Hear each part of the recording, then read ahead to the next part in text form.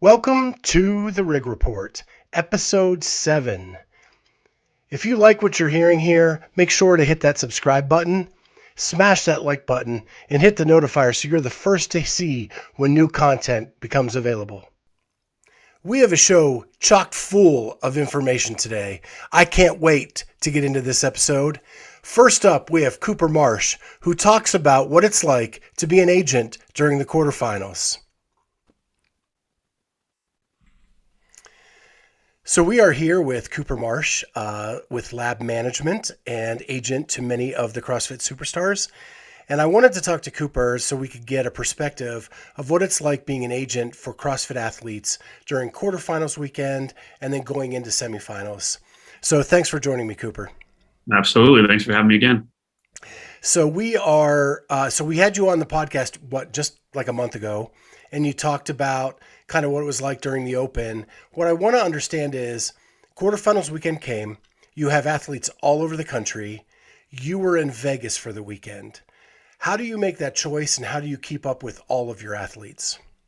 Yeah, no, I mean, it's the choice is kind of guided by who I feel needs the most support. And so, we have athletes all over the country, and you have Amanda Barnhart over in Comp Train Camp, and you've got Dallin and Emma down in Fee down in Naples for Brute, and so those people have very established kind of ecosystems set up, and it's just very well run oiled machine. That's not to say that Underdogs isn't, because Underdogs has their whole culture set up and everybody there.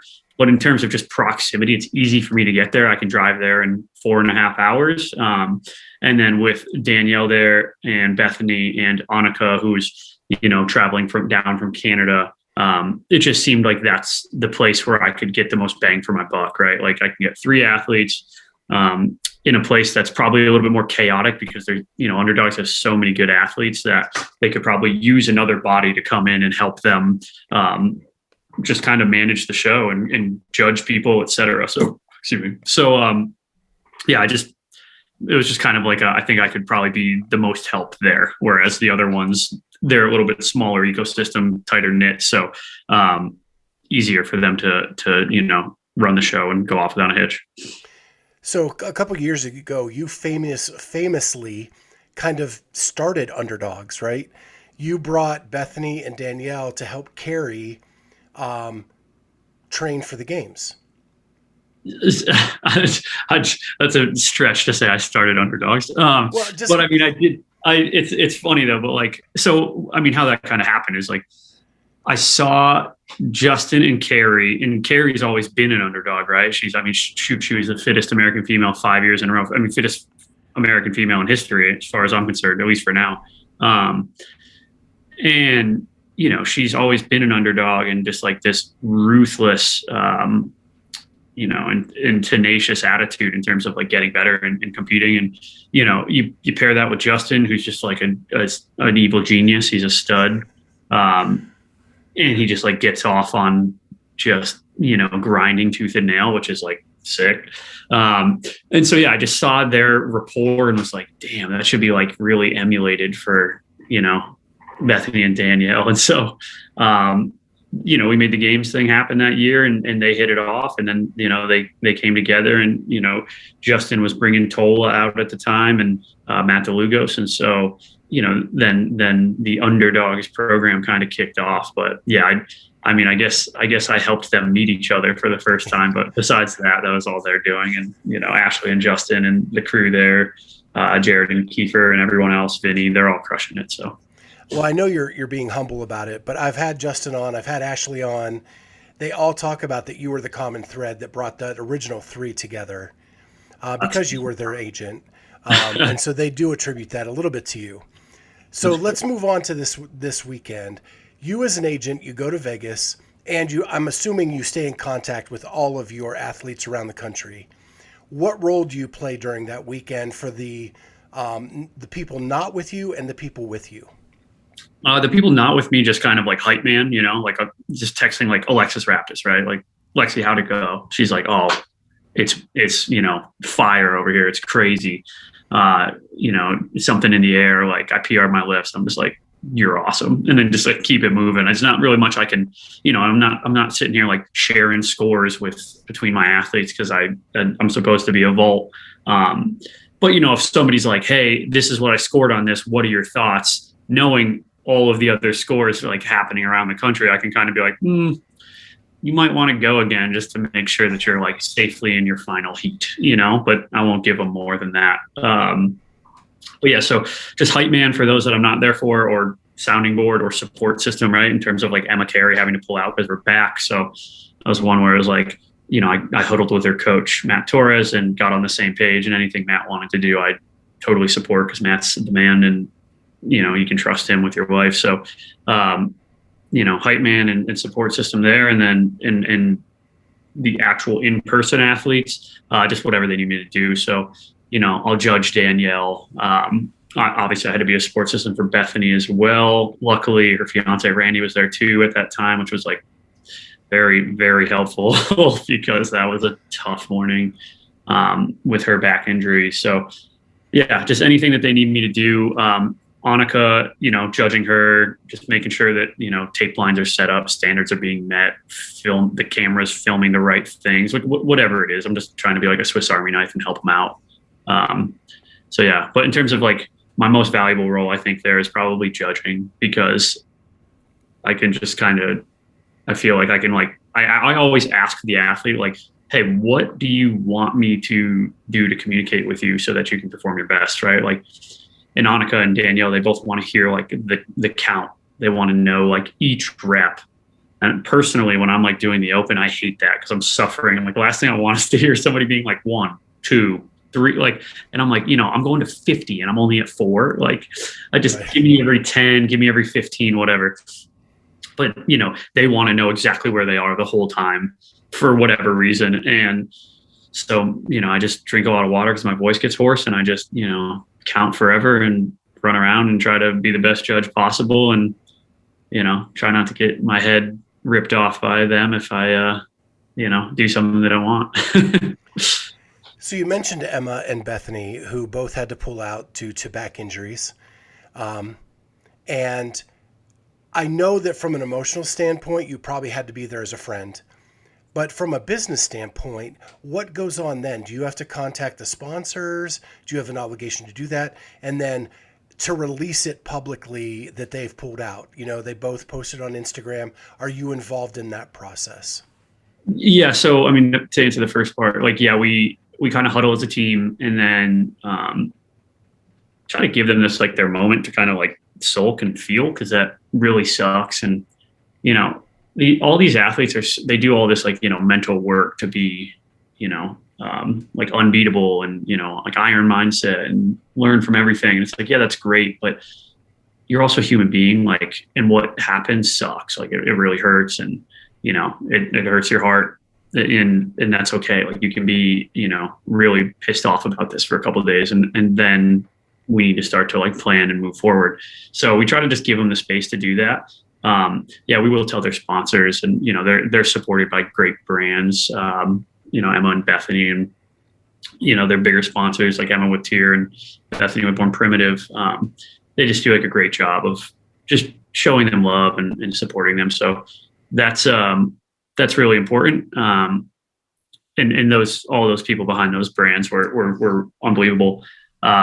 And then, in terms of announcing to people, it's kind of one of those things where it's like, after you take a day or two to, feel your feels, we kind of owe it to the community that supports them to let them know. So, Emma just kind of like runs their post by me, and I just, yeah, it's good to go. And Bethany and, one of her best friends who helps run her social account, they did their piece and just put it out there. And, those were actually both written by the athletes themselves. So, you can kind of feel that pain that, they're feeling, but they're both pretty pumped for next season. So we're already onward. So, yeah, their posts were very motivational for someone who's been through an injury himself, and have seen that. I have a question about the pressure though. They don't show up on the leaderboard. You know why, they know why, but they need a moment. Do you feel that pressure when the media at large kind of grasp onto the fact that their favorite athlete is not on the leaderboard? I mean, I don't really feel so much pressure. I'm still just kind of bummed for them, like luckily for being like a tight knit community in a sport that's growing, it's still easy to kind of have connection with everybody who's in the media sphere in the space. And so when we like ask for a moment or they reach out and I just say like, yeah, clearly something happened. Can you just give us a day or two? Like everyone's genuinely pretty respectful. So I don't feel too much pressure, but at some point it's kind of like, hey man, like we're getting enough comments. Like it's been 2 days now that you're not on the leaderboard in a row. Like we need to let them know. Yeah. And so you get through Friday, right? With those two instances, you think you're through the weekend now, and Sunday comes and there's the submission issue with Annika. Yeah. And that's a whole nother ball of wax. Yeah. I mean, they say like bad things come in threes. So I guess that was number 3. Hopefully we're good for the season. Like, cause I'm like, these athletes deserve to do their thing and not be, unencumbered by technology. But, yeah, the Annika thing was just brutal, man. And she knows, right? Like it's her mistake for not screenshotting and making sure that she had that, that validation that her score went in. But, having watched her do the workout, submit the thing right after, reminded her 8 times, even though I knew that she had already told me and done it, like, and she's like, yes. Like even up to literally we're driving to breakfast and it is like 11:50 p.m. Pacific time, right? So 10 minutes before submission, I'm like, hey, just final thing, like, cause we're all stuffed in a car with like Danielle, Annika, Christine Best, like whoever else was in the car, maybe even Kyra or something. Like we're like, hey, everyone submitted their scores and they're all like, yes, and it's like, unless you truly believe that you truly believe that you did, because you're not even concerned to look 10 minutes before, right? That like, so yeah, it just sucks that, she feels she very much submitted her score and did her piece, and wherever the breakdown was, that's brutal. But I mean, I get where CrossFit's holding the line, but at the same time, it's tough because, she's one of the up and coming stars that's going to help build that brand for, the next decade or more. So, yeah, it's just a really, really hard thing. And my heart feels for Annika, but she's going to go out and smash some different competitions. And although she's clearly fit enough to be at the games, you never know how semifinals would have gone. She could have gone in there and smashed it, right? She almost made it last year without even competing in person, just always on virtual. So after seeing Wodapalooza, like I have no doubt that she would have went out there and qualified for the games, but you never know. There could have been some type of issue where, because she's only competed live in person one time, maybe she would have learned a hard lesson out there. And, we're not going to give up on trying to learn those hard lessons and come in as come in as ready to rock and roll as we possibly can for next season. So she's going to do some tougher competitions this season. So I think she's going to, look to do one of the big competitions, the Can West Games, which is like, hard work pays off is programming for. So that's kind of exciting. And then I think she's going to try to do the Madrid CrossFit Championship as well, which I believe they're also programming. So just like some of those events that have some really like kind of cool, exciting buzz around them. And then the prize purses are solid, and she'll be able to get out there and compete against some fit individuals and really learn, so that when she comes in next year and, has 0 submission issues and goes to a semifinal, she can be like, yeah, now I have 3 or 4 competitions under my belt. I'm ready to rock, Yeah, I think she's handling it really well from an outsider's perspective. I've made my opinions abundantly clear on this podcast several times and news show, but I want to talk about now as an organization that this has happened and you've seen it happen. Are you going to change any way that you do things with your athletes to ensure that this happens, that doesn't happen again? Yeah, I think, the thing is, we always talk about like screenshotting scores and things like that, because there had been something last year where, Fee Sagafi had submitted scores and the new scores weren't showing up when she repeated. And luckily she had screenshotted them. So that was like helpful for her. So we've always talked about that. And I always send a text reminder to like our thread saying our lab thread, like submit your scores, et cetera. So I'll continue to do that. I'm going to literally like require that everybody screenshots their score and sends it to me directly. Not to micromanage, but like just to be like, hey, you should do this. And then like give me a paper trail. Cause like, what if your phone dropped into the ocean or something? Like, like crazier stuff has happened. So I'm just going to say like, hey guys, let's submit our scores with screenshots, send them to me. I'll be a vault. They're not going to go anywhere, but let's just do that. And then in terms of semifinal or quarterfinals, scores don't come out until they, finalize that day's leaderboard anyways. So there's no reason not to just finish the workout, submit them right away, screenshot, be done, move on. There's no holding back scores like the Open or something like that if you're trying to win the Open, So I would just say that's what we're gonna do and really make sure that there's no possible issue of this again. So yeah, it's just penalty is way too severe. Yeah, it's tough, man. And that's the thing, like with online qualifiers, right? And talking, and this is what like the PFAA is kind of working on too, is, it's tough when an athlete is stopped dead in their tracks, not from their athletic ability, but from a technical piece. And the biggest stress around those workouts for these guys and women is that, they hope that somebody doesn't walk in front of their camera, right? Or their camera doesn't die, or, airplane mode, works, but then, they run out of storage or something like that. Like those are the things which is really hard with online competition to make sure that, to try to mitigate those things. And that's the biggest pressure on them. And it's like, I don't know how to necessarily fix that right off the bat, but like, I think we need to figure out a way to work towards making it so that the stressful part is the actual athletic performance, right? Not the, video and the standards being met, and making sure you don't walk out of screen or somebody doesn't jump in front of your camera, or the, lights don't go out during the workout, et cetera. Like, things like that. So that's what I think needs to be figured out. Well, my last question for you is, we have the semifinals coming up. There are 4 in North America. I don't believe you have any international athletes. I mean, Annika would have been the only one. Yeah, but she's still in North America, right? So. Oh, sorry. Yeah, North America. I'm already thinking about out of the country with Canada. Yes, Canada's part of North. So, is your plan to go to all the North American semifinals, or is that something where you'll just kind of be with your athletes via telephone, FaceTime, Skype, whatever? Yeah, I mean, I'm already booked for both the Knoxville ones and the Granite Games, so I'll be there.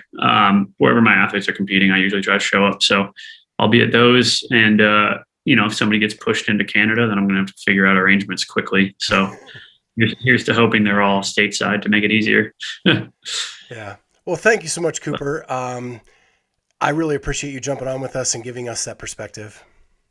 Awesome. Thanks, Scott. Appreciate it. Thank you so much, Cooper, for taking time out of your busy schedule. We really appreciate it. Next up, we have the Blue City Crew. One of their members, Taylor Streid, competed in the Team Quarterfinals this weekend. Let's get a first-hand account of how that went down and what they think of this year's Team Quarterfinals.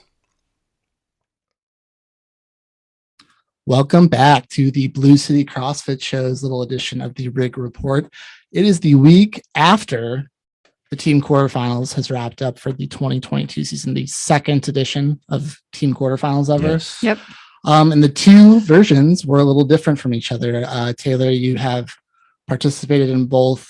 Matt, you've coached both. I have done the media person role, I guess, 2 times. But Taylor, why don't you give us a little rundown of what was different this year compared to the initial year of 2021? Yeah. So, I mean, it's kind of, I think a lot of people talked about it at the end of last year. It was very much an individual competition that was just relay style workouts. Put your scores together and voila, there's your score. So this year, I think CrossFit took that a little bit to heart and actually made it really a team competition, which was exciting. I think for definitely for the athletes, but also probably, a little bit for the leaderboard and just overall made it a better, well-rounded competition. Can you give a quick example, maybe like that workout 5 from last year, like how they were just the exact same? So last year they took the individual quarterfinal workouts and basically just made them almost relay style for the team. So the last workout individually was like 963 snatch and burpee box jump overs.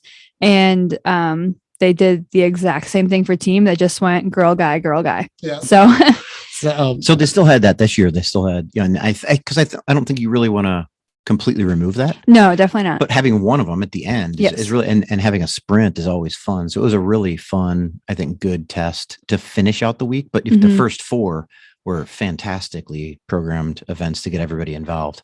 Yeah. And that's kind of, when you look at the workouts from this weekend, you had kind of everything in there. You had the girls and guys going together. Then you had all 4 working together, which was something we definitely didn't see last year. Yeah. And then you had, the 2 girls and the 2 guys working together for a workout. You had the strength workout and then the kind of relay style at the end. So you really got a more complete picture of what a team competition is going to be like. A diverse, like sample size of different combinations of teamwork working together. Yeah. Yep. And that was, you got, the first workout was a little higher skill. The second workout was just a grind. You had 150 synchronized burpees with all 4 people, which really adds up quickly and just kind of how bad your team wants it at a certain point. I think really that one was probably one of the best team tests. For sure. Sprinting back and forth, you didn't really want to have, if you had to choose who was going to go together. You didn't want to have somebody get out too far in front, but then also 150 line over team burpees. That if you guys don't work well together, you're quickly going to get exposed. So I think as far as the team aspect goes, that was probably one of the better programmed events that I've seen in a long time. Yeah. It's pretty crazy going from one workout last year that had synchro in it to having a 4-person synchro just work out. Yeah. Itself. Yeah. And that was, we did see 3 of the 4 workouts. Yeah, 3 of the 4 workouts had synchronization stuff in it. So it was pretty cool. Matt, what's the nuances? Maybe it's too big of a question, but like what, male-female pairs versus female-female, male-male. How is that a different test for teams compared to like one versus the other? It's same and different, sometimes, actually when we didn't have these super teams, I think it was, the talk was always you're only, as good as your weakest female. And I don't think that's the case anymore. The opposite, females have really picked up a lot of the slack where maybe some of the men are kind of lacking a little Can't bit. hide anymore. So I like, maybe not answer direct answer to that question, but it's like I like that you had to choose guys and girls going different, to go in different pairs, and then you also had to figure out which male or female was going to go first, like on that sprint relay. You had choices of where you could hide your better or not worse, but maybe your athlete didn't have as high a skill or somebody, so you had really good choices to kind of do the best for the team that you had to put out on the field. So again, going back to the programming, it was good that you had those options available. Yeah, I think to kind of further that, having the nuances where you had to do the 2 girls together and the 2 guys together or guy girl pair, it might change how you strategize a workout. So if I'm doing, and this wasn't even this weekend, but if I'm doing synchro ring muscle ups with a guy with Steve, right? We're going to break those up differently. But if Steve's doing them with Colin, they might go unbroken, and so things like that, where it does change your strategy a little bit because the girls may be weaker at something, or vice versa. The guys could be weaker at something, and you have to, normally if you're paired guy girl, you kind of know what you're doing. And then if you switch it up a little bit, you gotta come up with a different plan. Yeah. To me, it seems, the default for a lot of times is like male, female synchro, or like a 4-person team workout with like the worm. Right. Yeah. So these different tests are kind of different ways of like, okay, so you're good over here, but like, are you pretty solid with, you're solid over here. Like people do work on that, but it's kind of like, if you have, if you had 2 really good girls and 2 pretty guy, like average guys, like above average or whatever, then, they can't, the guys will be so slow compared to if they were like together. Yes. Right. So it's kind of stuff like that. They're still finalizing the leaderboard as we wrap up here. Every time you click through, there's a little bit of a change in there. So I think we got a couple days left of leaderboard checking. Yeah, people are like, I wonder if they're going to announce some penalties since like you see the leaderboard changing so much. Yeah. Like, I think they are rolling out some penalties. Yeah. But with that said, though, I think like your top 10 probably won't move too much, unless something drastically gets penalized. But I think we all figured the top would look like it looks right now. Yep. And, Yeah, no surprises really in the top 10. But, in that you get into that second and third grouping and you see a lot of movement. So it'll be interesting what happens over the next week. We will see, like they said, I think they announced that it's going to be finalized on Monday, the 18th. Yep. Invites will go out. So we will be recapping the team competition for quarterfinals this weekend, much more in depth on like our little Blue City CrossFit Show podcast. Yep. So if you want to dive deeper into it, after you get done with the report, come check us out. And hopefully we'll have some good news. Yeah. Yes. Kill it. Thank you to the Blue City crew. And if you want to hear more from them, check out their podcast, the Blue City CrossFit Podcast, wherever you listen to your podcasts. Next up, we have Cheryl Nasso, who's going to talk to you about the nutrition hierarchy. All right, guys, what's up? This is Coach Cheryl here from Fit Body Secrets, and today I want to talk to you guys about my nutrition hierarchy. If you are a CrossFitter, which I know the majority of our listeners are, you are likely very familiar with the CrossFit hierarchy of fitness. And if you're not, I'm going to go ahead and break that down. At the very bottom of the the CrossFit hierarchy is nutrition. The next step up is going to be your metabolic conditioning. Then you've got gymnastics, then you've got weightlifting, and then you've got sport. So why I'm bringing this up is because a lot of CrossFitters, we tend to kind of overlook that nutrition one. And it's honestly the one that matters the most, not only for your performance in the gym, but also for your body composition, your health, longevity, energy, all of those types of things.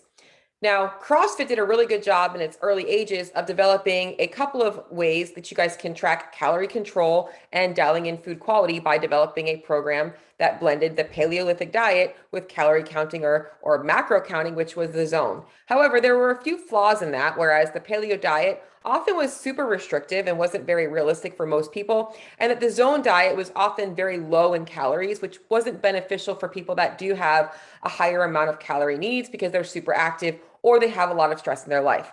So I do think that those two things were a really good way to start to get the foundation of things.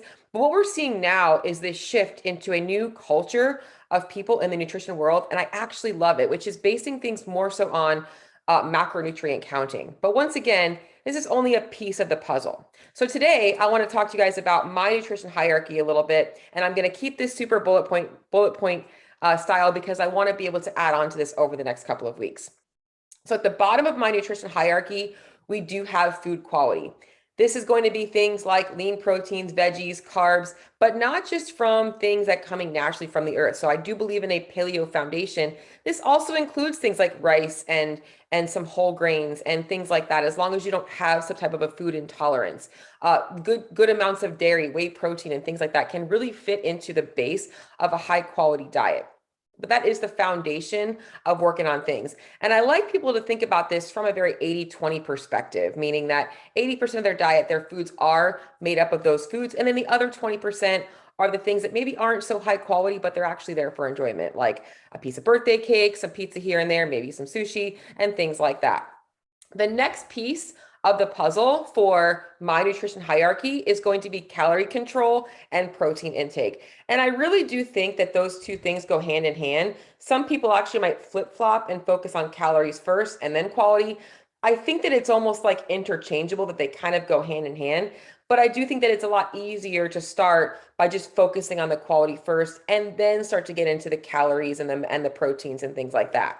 So calorie control is what matters most for developing a lean body, also for optimizing things for performance and energy levels, and even overall health and hormone function. So getting in the right balance of calories is going to be very important. The next thing on there is going to be protein, and I kind of weight them equally as calories because protein intake has pretty much the same benefits as dialing in calorie intake, especially things like better recovery, more energy, and all of those types of things. So first step is quality. Then we've got calories and protein. Then we've got the macronutrient balance. And there isn't a one size fits all here. I will break this down in a future video. But what I want you guys to know is if you're focusing on that first and you haven't dialed in those first two, it honestly ends up being a little bit more stressful. And sometimes, just like the first two can be flip-flopped or kind of go hand in hand, this next one for some people can be at the same time as well. But this should be the next step. It's the third piece of the pyramid, and that's dialing in the amount of carbs and fats you need. It's going to be very individual based on your specific goals. But for most people, what I want you to know, if your goal is to get leaner and your goal is to get fitter, a higher carb, lower fat diet, higher protein diet, or I should say about protein intake should be about 1 gram per pound. If we're doing that, then you're likely going to be in a good place going forward. Now, this is where the next thing that I normally get is questions about meal timing. And meal timing does matter, but it doesn't matter as much as all of those other things. So even if a person just starts off with me and they start asking me questions about meal timing, I'm going to be like, hey, let's table that for now. Let's just see how you naturally flow, because meal timing does matter, especially if you're doing double sessions in a day, especially if you work out later in the day and you need to make sure that you're timing your meals properly so you have enough energy for your workout. Those things matter, but the bigger marbles matter first. Meal timing is going to be beneficial for those of you guys that have already dialed those things in. And then the last piece of my nutrition hierarchy is going to be supplementation. And this is also honestly one of the first things that people look at when they go to a CrossFit gym. They're like, should I buy this protein powder? And it matters, but what that coach should really be telling them is, well, how much protein are you getting in a day? So it takes them back down to the foundation. So supplements matter, but they're like the top 5%. So basically what I wanted you guys to get out of this video is, if you are looking to make changes to your body composition, you are looking to improve performance, especially since we are going into the off season, this is the time now to start to look at those marbles and not be in a rush to get to the top level, but to kind of see where you fall and assess what you need to be focusing on the most. So right now, if you're looking at what type of a diet you should be following, it should start with a good quality food base. Then it should be dialing in calories, making sure that you're getting enough protein. Then we should be finding that right macro balance for you. Then we should be dialing in the meal timing based on your preferences and your workout schedule. And then we should be looking at what supplements you might need to be taking on top of it all. So hopefully this video was helpful. Have a good week, and I will talk to you all soon. Thank you, Cheryl. Make sure to check out more great information from Cheryl on Fit Body Secrets, the podcast. It's right here on the Clydesdale Media Network. Next, we have a sit-down with Hannah Hardy. Tom Lennon from the Type 1 Lifting Podcast talks to her about what it was like to finish 23rd in North America for the individual quarterfinals and to decline that invitation to go team. All right, guys, welcome to a first episode of the Rig Report. I have CrossFit athlete Hannah Hardy. How's everything going? Oh, I'm doing great. How about yourself? No complaints. Well, thank you for coming on. Actually, if it was my podcast, you'd be on for the 4th time. So, but actually, this might be a podcast anyway. But so I do want to talk about quarterfinals with you, because I know you signed up for it. I believe you were 82nd in the semifinals. So the Open, right? Yeah. So I was 82nd there, and floored about that. Yeah. Now, I was impressed. And then you actually weren't planning to do the quarterfinals because you were going team. And so what made you decide to do quarterfinals? So I woke up Thursday morning and I received like a bunch of just messages on all of like the YouTube workout leaks. So I was like, this is bogus. Like, I don't know where people are getting these. And I just had to see it for myself. Once I saw that it was true, I was like, these workouts are actually kind of fun and kind of good for me, other than the strength, which with that, I thought at least the clean could be buffered by my bench and my overhead squat. So I gave CrossFit $50 right then and there, Thursday morning. And I know your coach was just like not a big fan of you doing it. So obviously he let you do it anyway. So did it actually tax you a little bit more than usual for these workouts? Not really. This was kind of in my programming. Like in my block, I had individual quarterfinals, so he had to make workouts for me anyway. So once I said, hey, can I just give the workouts a shot? I think he just thought that I would just do them for fun on my own without like any stress whatsoever. And then I just like started texting people doing individual quarterfinals at my gym, being like, when are you going to the gym? Can I work out with you? And just like got everything together. So, by the time like 3 o'clock Eastern Standard Time happened, pretty much we started with workout 4. So we had everything set up, ready to go. Okay, cool. So workout 4, so how did you strategize through the whole process? So I knew that I wanted to do the strength first. Mhm. And just to get out of the way, I knew that was going to be my worst workout. And I just wanted to put my best foot forward. So, and kind of just like get the like most stressful event out of the way, in my opinion. Mhm. So I could just go and work out and have fun with the rest of them. So I just had a game plan. My cleans weren't feeling that good warming up. I ended up just like warming up to like 187 and Mhm. just starting right there. And just seeing how it went. And I was just gonna go like 10 minutes per lift. And I hit 217 on the clean. Pretty stoked about that. I Heck tried, yeah. yeah, I mean that's only like 8 pounds off my PR, so I can't complain about that. The bench, I at least like I got like a 2 pound PR at 187. I went for 192. I feel like 200 is in the tank, but just my left arm did not want to cooperate whatsoever. I was my right arm would go up and then my left arm would just struggle. And then I would just be looking at my spotter like, why can't I do this? And then that just left me for the overhead squat. I had another 2 pound PR at 227 and stoked about that. I mean, I like tried 232 with like 45 seconds left. I actually didn't have like anybody to help me um with like cleaning up my bar, putting it back in. So I also had to like drop 227 quickly, get rid of all my like all the weights, clean it back up. But it was fun. Yeah, very cool, very cool. If I had to do the quarterfinals, that workout would probably be my bread and butter. So I love overhead squatting. Bench, I haven't done it that much, but even clean, I love doing cleans. But I know CrossFit's actually had some issues with posting people's workouts and their hips are coming off the ground, so off the bench. So what are your thoughts on that? I mean, rules are rules, and people know that CrossFit, they want your butt on the bench. And if you obviously see it rise up, you can't count it. Like I don't, it's like I get why people like CrossFit doesn't want like the arch powerlifting position.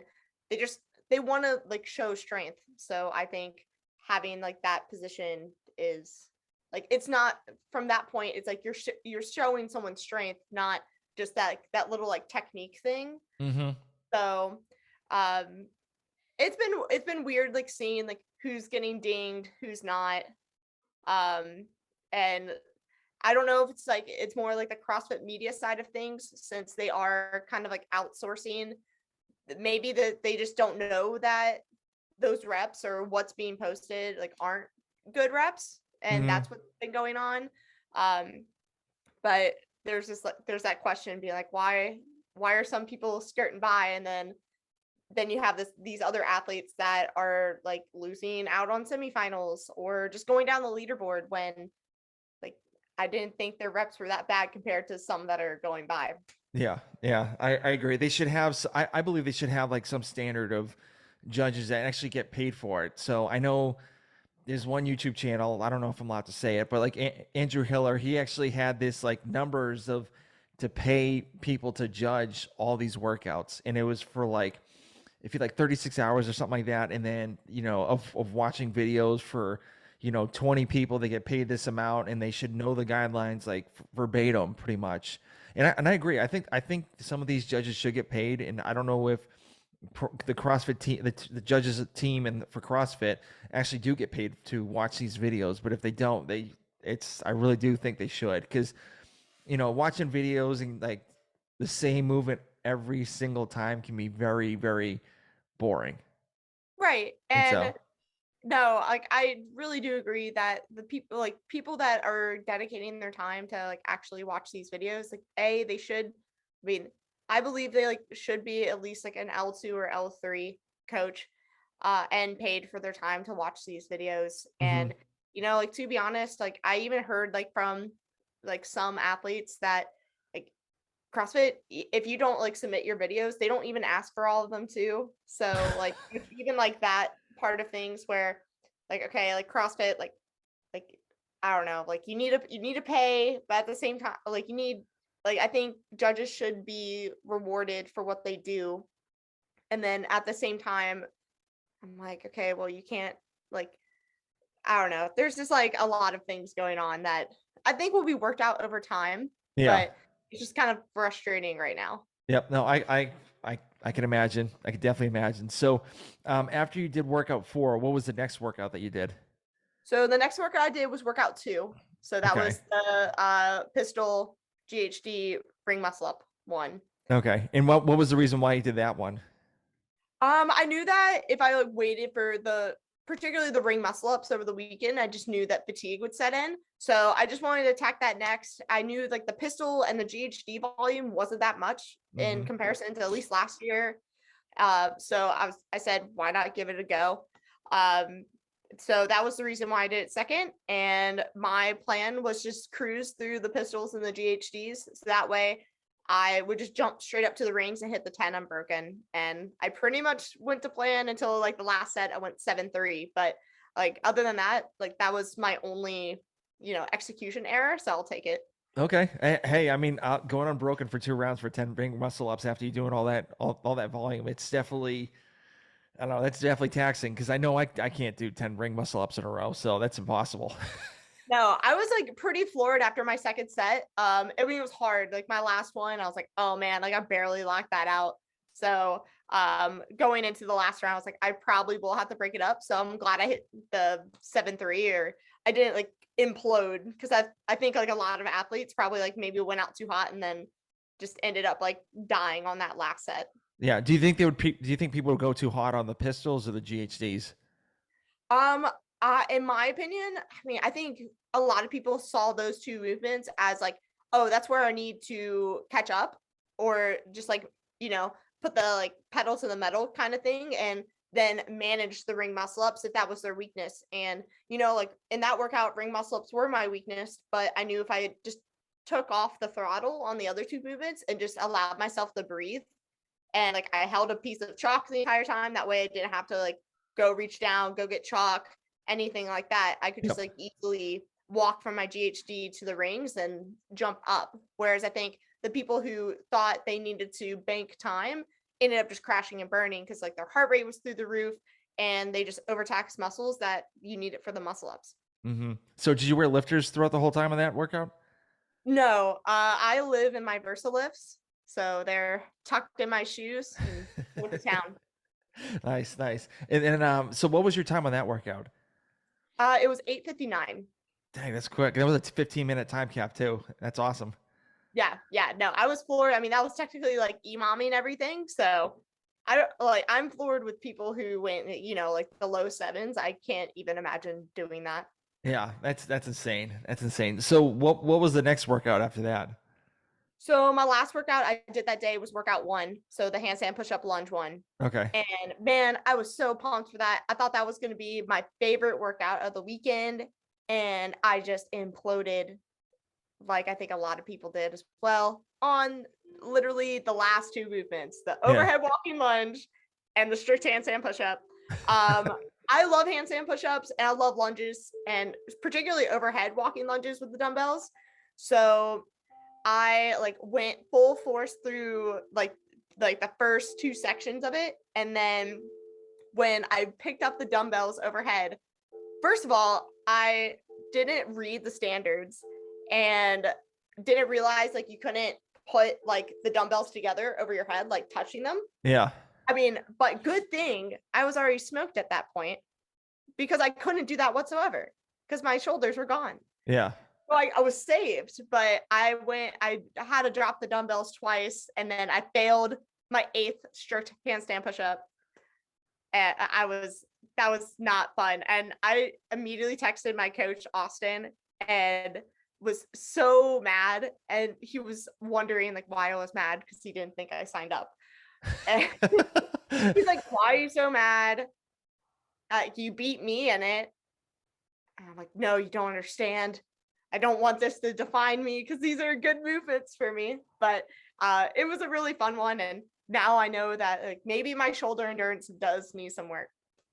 Yeah. So like, what do you think? More like handstand push-up volume or overhead stuff?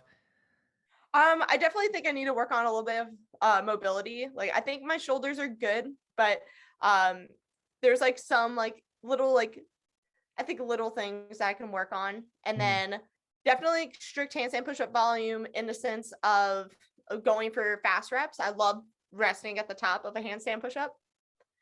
And rather than kick down to kick back up. It's kind of like a wall ball. Like when you drop the wall ball, like I just don't want to do another wall ball. So Yeah, no, I agree. I feel the same way with handstand push-ups.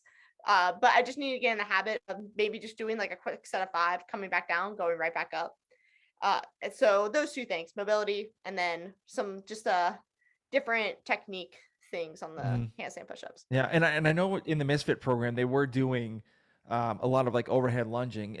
Except for like it's like single armed over like walking lunges. So I mean, maybe we could implement it more in the Misfit program or not. I don't know. Drew, are you hearing me? So No, I remember like we did some like double like overhead walking lunges, but I think like with CrossFit's new standard for them, I think that needs to be worked, because if you can get them super stacked and kind of like resting on top of each other over you, the shoulder burn isn't as much. So, but with the dumbbells now being apart and it's all shoulder stability at that point, maybe like training that standard more.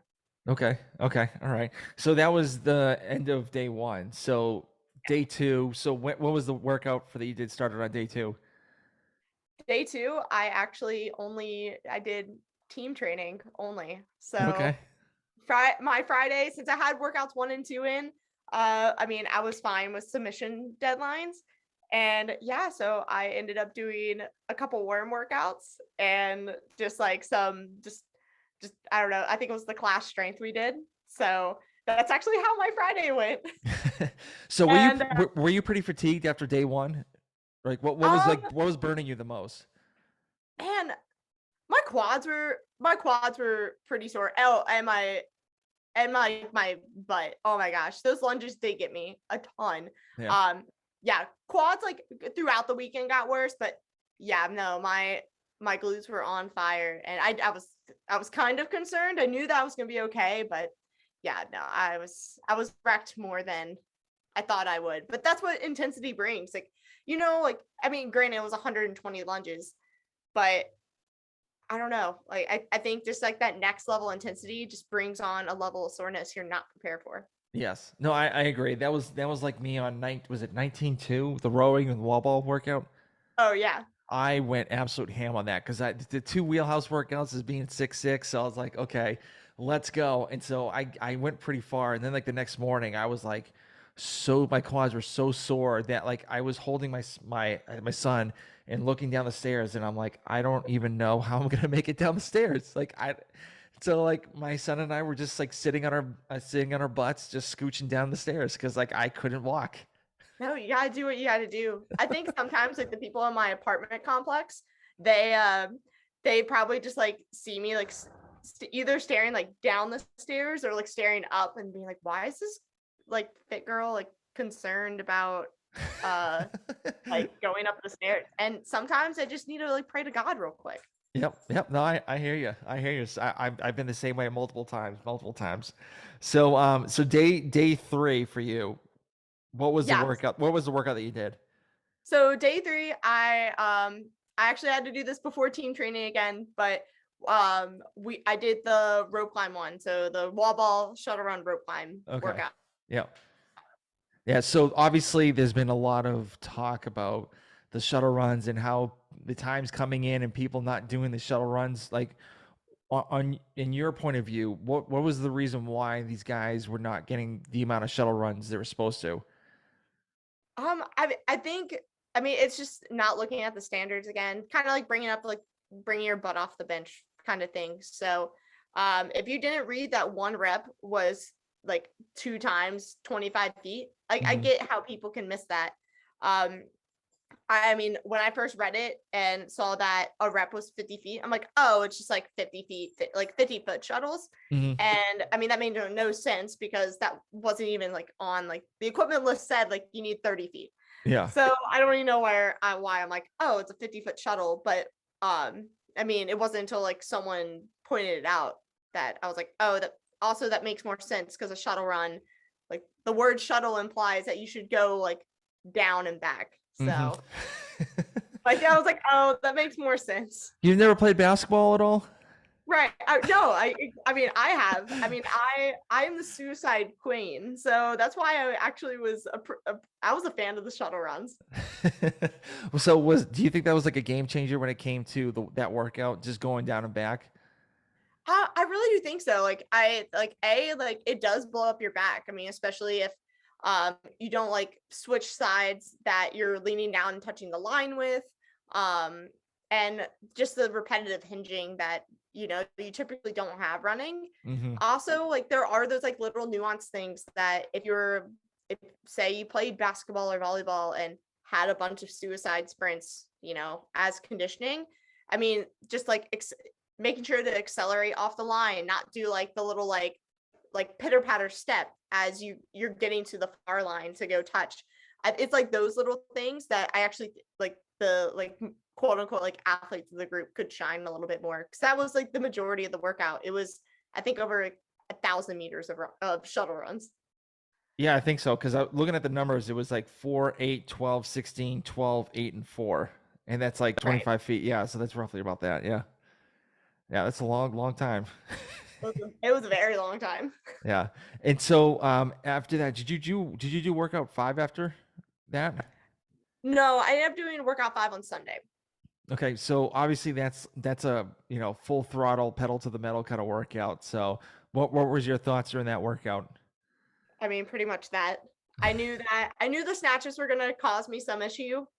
So I knew that I couldn't go like full throttle on the other 2 movements. Or at least I thought at the moment. In hindsight, I think I could have gone a little bit harder in the beginning and still would have had the same snatching ability. I mean, to be honest, I couldn't touch and go. I was squat snatching from rep 2.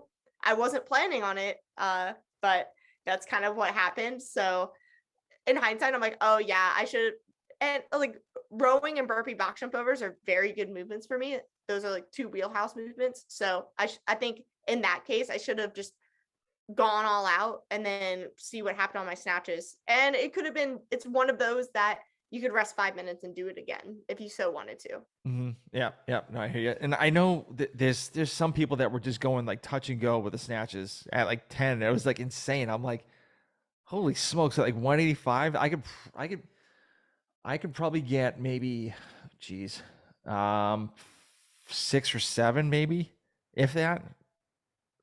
The thing is, like, I've done 135 or 8 fresh, or after like other Well, like that's the thing, touching yeah. sets, but not fatigued. Like fatigued, I just want to automatically squat snatch regardless of the weight, including like 95 pounds.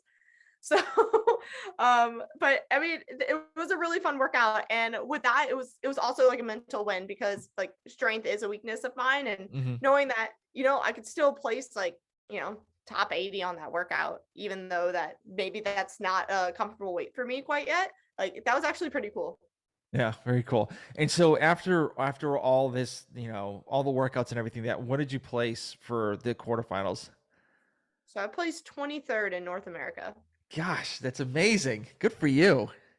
Yeah, I was not expecting that whatsoever. I mean, I know that I could make semifinals, but the fact that I could call myself in like the top 25 is just insane to me. And especially with like 2 workouts that were not so good for me.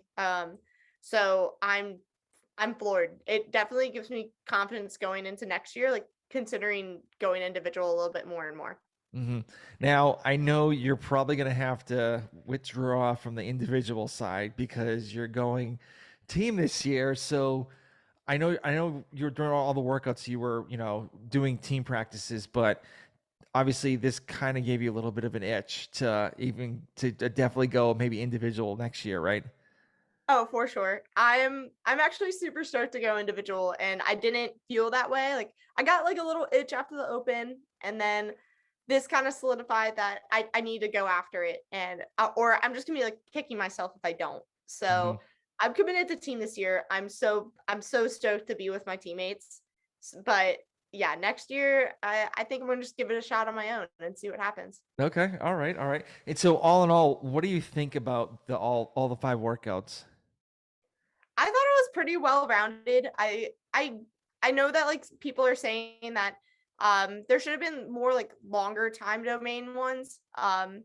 Which is fair. I get where they're coming from, but I really do think they tested a whole slew of things. I love that it wasn't just like the strength test, it was 3 things, not just 4 at max front squat like last year. Mm-hmm. And they're trying to include things like running, which is a huge part of fitness. And, like they have to start somewhere. Mm-hmm. So I think over time, like we said previously, they'll like iron out the little wrinkles, but there's going to be people that complain who just want to complain. And Oh, always. Yeah. yeah. And I really did like these workouts. I thought they're perfect for what this is supposed to do, is just to qualify us to the next round. Mm-hmm. Yep. Awesome. Very cool. Now, I know you said you were going team. So when do the team workouts come out yet? So the team workouts come out if they're not leaked, tomorrow at 3 p.m. Okay. So what are you expecting out of doing the team workouts? I'm expecting a whole new like test, because we got the floor plans. Nothing is the same. Our equipment list was very barren in comparison to, the age groups and the individuals. Mm-hmm. But looking at them too, it looks like it's actually going to be a test of team fitness rather than last year. It was a bunch of like you go, I go, or individual tests. There's only one true team test. So I think that's gonna be different this year, and you might actually see like different teams pop on the leaderboard that actually deserve to be there and not just have forfeit individuals on the team. Mm-hmm. Yep. Very cool. Very cool. Awesome. Well, thank you for doing this. I do appreciate it. I'm looking forward to seeing your team kill it in the team series. So, Hannah Hardy, thank you for doing this. No, thanks for having me. All right. I'll catch you later. See ya. Thank you, Tom and Hannah, for that great insight. If you want to hear more from Tom and Type 1 Lifting Podcast, check it out right here on the Clydesdale Media Network. Next up is our friends from Fantasy Fitnessing. They do a comparison from Games athletes of last year to who's moving on in the semifinals this year, and you'll be surprised to know that 14 female athletes and 5 male athletes are already eliminated from the individual semifinals who went to the games last year for a variety of reasons, but they look at that now. Hi, everybody. It is Katharine and Dave here from Fantasy Fitnessing, and we are just kind of going to run through some Games field historical stats and sort of what it means looking at the semifinals field so far this year, who's in and who's not competing anymore. So yeah, I guess we dove into a bit last week, just trying to chip away the time between quarterfinals and semifinals. And so I guess what stuck out to us is that looking at athletes that aren't advancing to semifinals due to injury or retirement or choosing not to compete or suspension or other reasons not listed there. But on the women's side, I think we had, 15 athletes that competed at the 2021 games aren't moving on to semifinals. And on the men's side, 5. So was a big difference there, taking a look at that. So that was really the caveat and kind of the push to be, okay, this seems extreme that, 15 women aren't competing or definitely aren't advancing to the games this year. So like, what did that mean from previous years? So that really started us to dive into the data that way. And so we dove into it, looking just from 2011 onward, just kind of using that line in the sand that once the games got a bit settled. On the women's side, we saw that on average, about 51% of the field from the previous CrossFit Games repeats their attendance there. So generally about half the field will come over. So then on the men's side, looking again at those same numbers, on average, 46% of the games field repeats from previous years. So less than half. So larger turnover ratio than we see on the women's field. All right, those stats are all kind of looking backwards at past games years, and then we thought we would sort of pull it forward to what's happening so far this year. Yeah, so I guess what it is interesting to see that, at least on the women's side of the field, we are, at that 65% potential repeat. So there is a lot of people who are, on the outside looking in, and there is a lot of potential for fresh faces, I should say, certainly on the women's side. But, from a rookie standpoint, looking at the fields and the athletes left competing, of the 300 competitors that we're going to be seeing at semifinals, on the women's side, 53 of them have past gaming experience. So I guess, what is that, like 17, 18% of the field have made a trip to the games before as an individual athlete.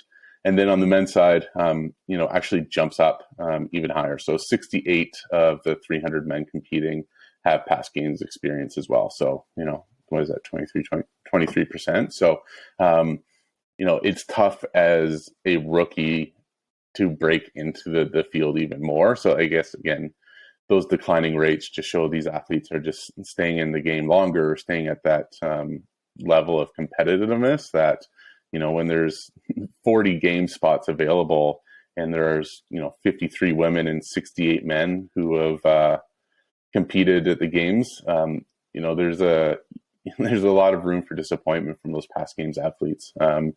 Even if you assume they're all going to make it, that's 13 past games athletes or female past games athletes that aren't going to make it, and at least 28 on the men's side. Yeah, and given that there was 10 male rookies at the games the past 2 years of the games, and one of those was a smaller field, with it being 2020. So, yeah, there are going to be lots of names that we all know that are not going to go to the games this year. Yeah.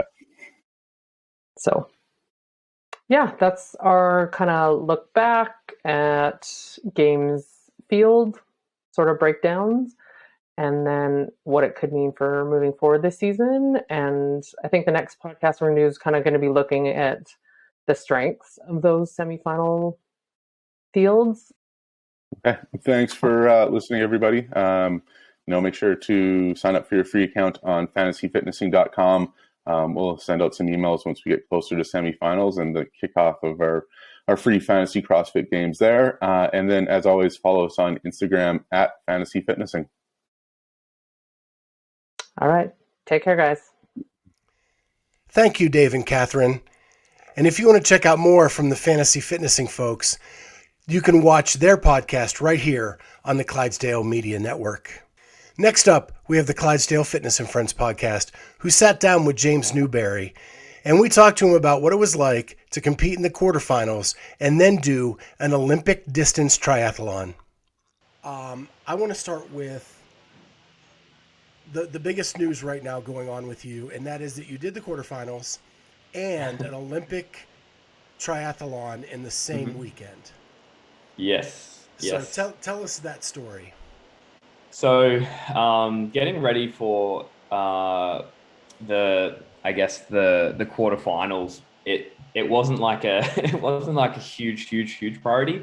I had really only done maybe a handful of CrossFit sessions in the last couple of months. I'm living in Geelong now with my girlfriend, and we've kind of just like put in the calendar all these really, fun races to do, and we wanted to try and knock off the list. We wanted to get a sprint distance triathlon. We wanted to get a CrossFit comp under our belt.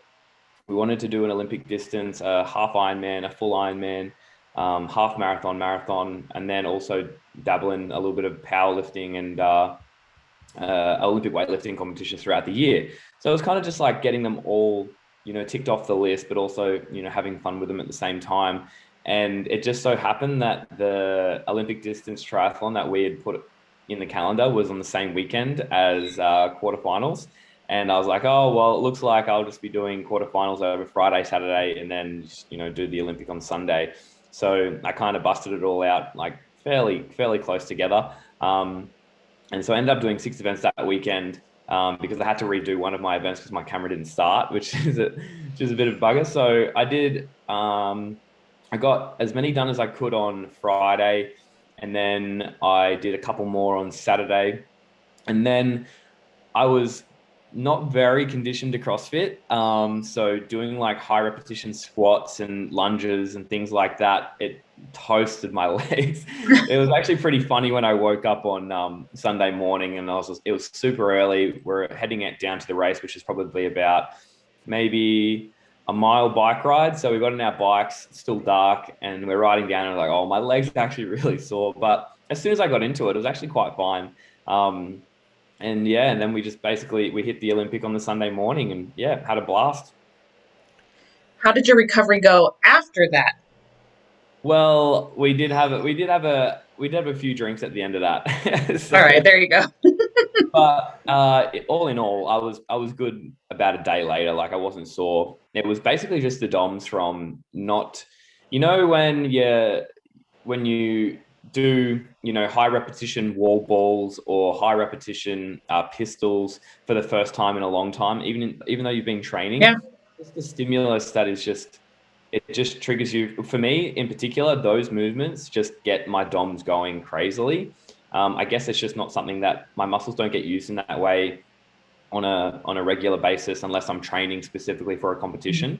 If I was training for competition, like, you can hit 200 or 300 wall balls and not be sore the next day if you're conditioned for that stuff. But when you don't touch, fast rebound wall balls or pistols, like, just for me, that just gets me going. And I was just super sore. But it doesn't take long for me to bounce back either. Like yesterday after the marathon, I was extremely tight and sore all around my hips, all down through my legs. I'm still a little bit sore today, but I'm 50-60% better than I was yesterday.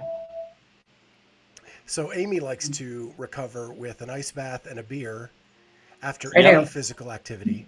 Love that. Love that. That's how long I stay in the ice bath, however long it takes me to finish the beer. And then I know it's done. It's time to get out and recover. Love that. Yeah, I do like an ice bath too. Luckily enough, where I've lived most of my life, I'm in very close quarters to the ocean. So I use the ocean a fair bit, and we do a lot of our open water swims just here in the ocean instead of in a lake or in a river or something like that. But ice baths are something like I had in my house in Adelaide. I had an ice bath in the recovery room. I had an infrared sauna, a float tank, like a Normatec setup. It was, I had everything that you could possibly want. And then I had the ocean like 100 meters away. So I was like spoiled for choice when it came to recovery, and recovery is something that I really do look at as a big thing, especially if I'm trying to compete in so many different things. And, the idea for this is, to have as much fun as I possibly can. And I also want to make sure that at the end of a competitive career and competing in sport, that I can still go for a surf if I want to. I'm not going to be my body's not going to be so worn away that I can't surf, I can't hike, I can't travel, all these things that, I can currently do. I still want to be able to do them when I'm 60, 70 years old. So just trying to make sure that I am doing the right things for my body whilst also pushing it to its limit on a regular basis. If you want to hear the full interview with James, check it out this Monday on the Clydesdale Fitness and Friends podcast. Well, that's it for this week. Make sure you smash that like button, subscribe to the channel, and hit the notifier so you're the first to know when brand new content becomes available. We'll see you next week on The Rig Report.